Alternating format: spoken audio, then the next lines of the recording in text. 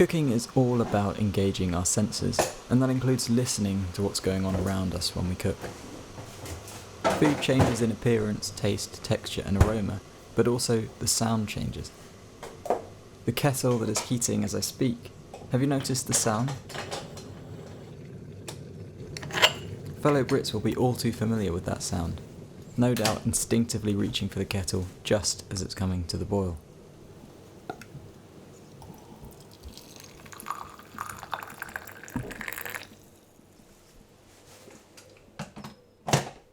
It's the sound, not the sight or the smell, that tell us the water's ready. And it's not the only time that we use our hearing to help us become better, more efficient cooks. Through repeated exposure, different sounds become ingrained in our minds.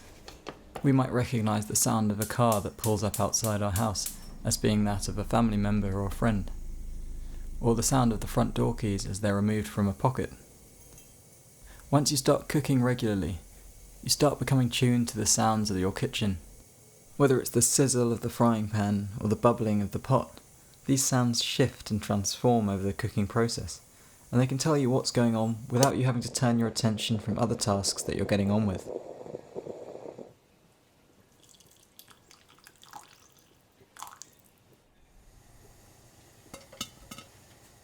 A simple example would be popcorn.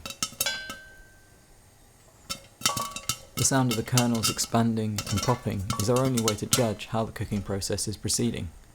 Those pops start slowly, building to a crescendo, before dying back again to silence. These changes in sound are just as apparent in other cooking processes too. Caramelising onions is a really effective way to tune into the sounds of the frying pan. When you add onions, they're full of moisture, and when that moisture content comes in touch with the hot oil in the pan, it rapidly sinks and then evaporates, creating that distinctive hissing and spluttering sound that we associate with frying. But listen as the onions cook and you'll observe a change. As the moisture is evaporated, the onions no longer sweat and instead start to caramelise, and this brings with it a much gentler sound.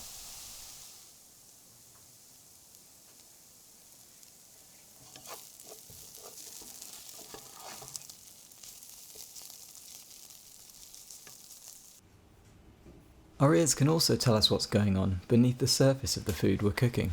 With thicker, more viscous liquids such as custards or thick soups, or these crab apples I'm stewing for jelly, the sound of vigorous spluttering as it boils is a warning sign. Proteins in eggs and meats and sugars in fruits and vegetables tend to adhere to the bottom of the pan and they can start to burn very quickly. So while all may look well on the surface of your food, when it gets gloopy, keep an eye on the pot and keep stirring it to prevent sticking and to prevent burning.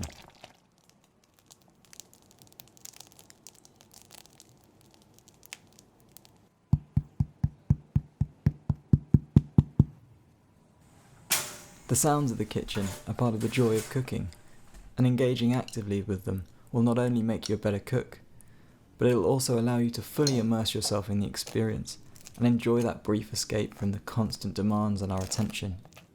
Sometimes you have to tune in to tune out.